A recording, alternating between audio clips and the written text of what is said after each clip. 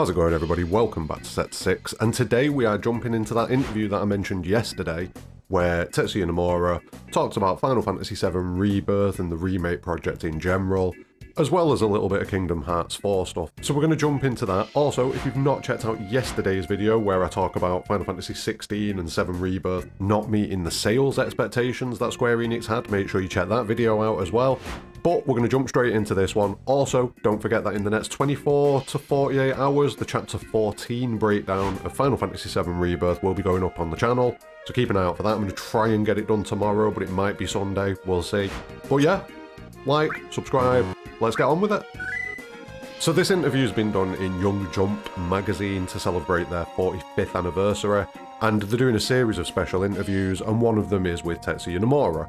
And Nomura says a couple of interesting things in the interview, so I figured we'd have a look at it. Like I say, there is a lot of Kingdom Hearts stuff in the back end of the interview that, I'm going to be honest, I'm not a Kingdom Hearts guy, I'm not really clued up on the Kingdom Hearts franchise. I've played 1 and 2, but I'm not massively into it, so I'm probably going to skip that bit. I will leave the link in the description, so if you open that link using Google Chrome or any other browser that's got an auto-translate, you will be able to get that information and get the gist of it, because while it is only Google Translate, and that's what I'm going to be using for this video, it's close enough to give you the gist of what's being said. Just don't get caught up on specific verbiage and terminology, because there's a very solid chance that it's not translated 100% correctly.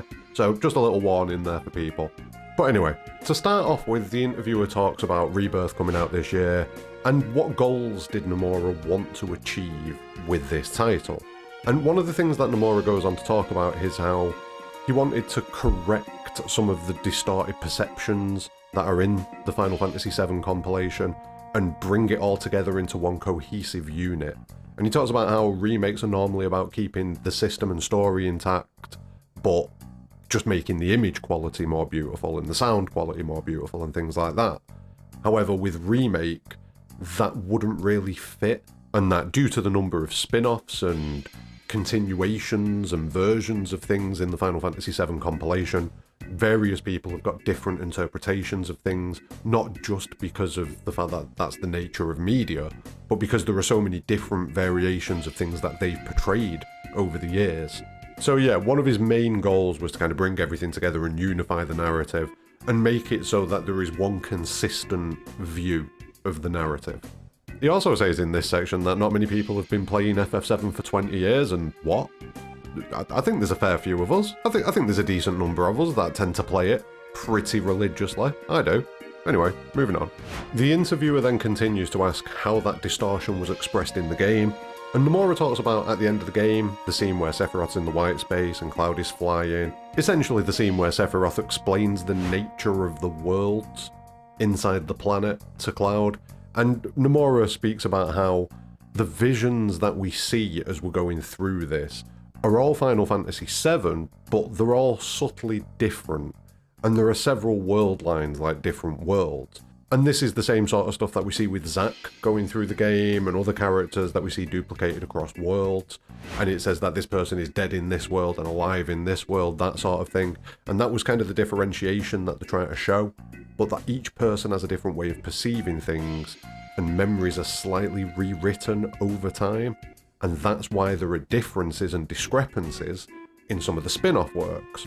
So the suggestion here almost is that some parts of the compilation potentially don't happen in the main timeline. That's kind of what I'm taking from this, that there is a possibility that not every game that we have played in the compilation happens in the same world as the OG. It's almost like you've got the OG world, and that's one. Then you've got the compilation world, and that's things like Dirge of Cerberus, Crisis Core, Advent Children, Last Order, things like that. And then you've got this new compilation, essentially, which is the remake trilogy, which is going to kind of bring everything together and give us an overview of what's going on. That's what I'm taking from this, and that feels a little bit... It's weird, but interesting. I don't know. Like, a lot of this is going to rely on how they stick the landing. Like, a lot of the stuff that they're setting up is going to be fully reliant on them nailing the final part of this. That's a very interesting point. A very interesting point. Correct me if I'm getting an incorrect suggestion from that, please. Because we all know what I'm like. I'll get carried away and start thinking things, and then there'll be 30 videos made on the subject. So, you know, nip this in the bud if you think I'm wrong, tell me. But yeah, he goes on to say about how we've seen the various layers of these different worlds, and this vision that we have with Sephiroth is kind of like a one-scene expression of what we've been seeing throughout the game anyway, and all these visions that we see in the background just floating around, they are the manifestation of these different worlds, and more importantly, of the memories that exist within the live stream. And not only within the live stream, but within us. We then get a little bit of chat about a world map appearing in the game and how Nomura thinks that it's amazing and that everyone's put a lot of hard work into it and that it's really good that we've got that world map, and I agree with all of that. He also gets asked about the minigames and the exploration elements in the game, and was that because they wanted everyone to kind of explore every nook and cranny of the world? And again, Nomura says that's right, because without a goal to go and look over there, why would you go and look over there? If there's no reason for you to go and look over there, why would you do it? So it makes sense that the world is full and fleshed out and has lots of things for us to do, should we choose to. We then get a little bit of chat from Nomura about why he makes his protagonists good looking, and he tells a bit of an anecdotal story from when he was younger, and one of his friends was playing a game, and he was basically saying, why do I have to be ugly in the game? I don't want to be ugly in the game, I want to play a good looking guy in the world. And that interaction has kind of informed Nomura going forwards on how he designs characters. So that's an interesting little bit of insight. We also get a little bit more talk about Sephiroth and how he enjoys antagonists because he can make them have adventures that the protagonists can't necessarily have. And you can flesh out those characters in a slightly different way.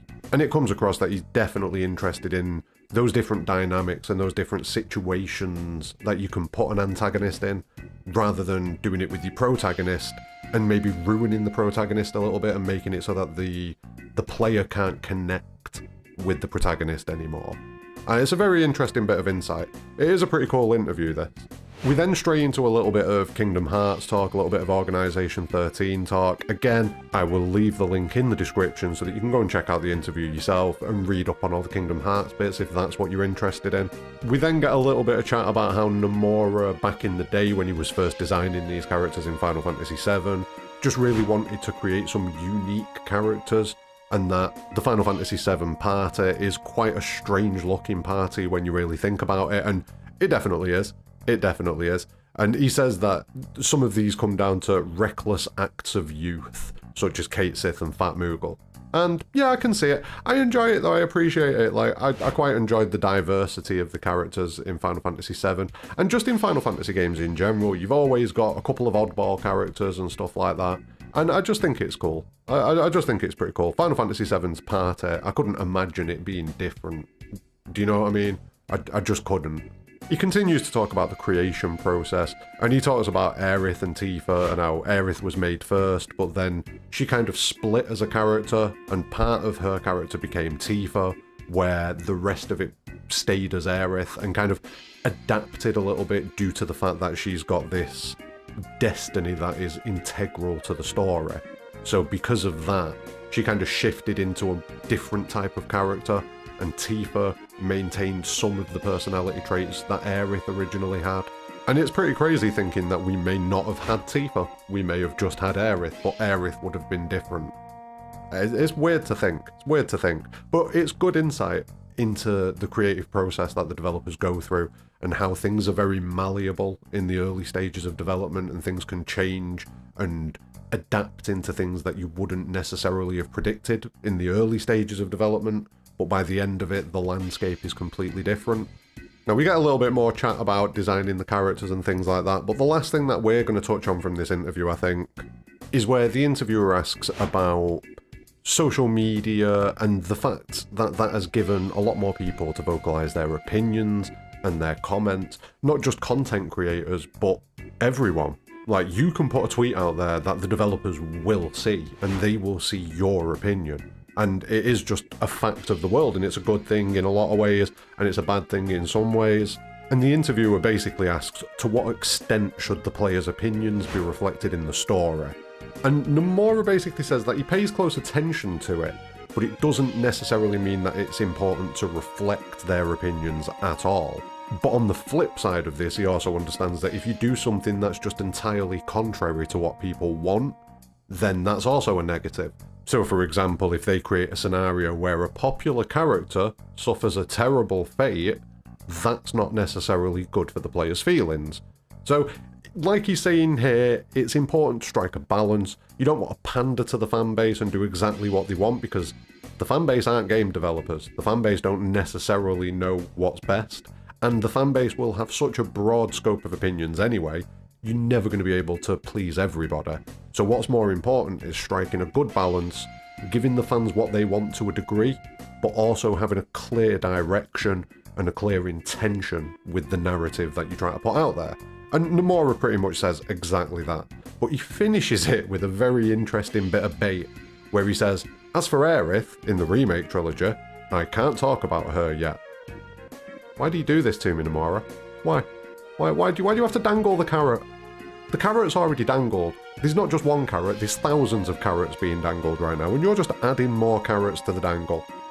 Adding more carrots to the dangle. Just chill. Just chill.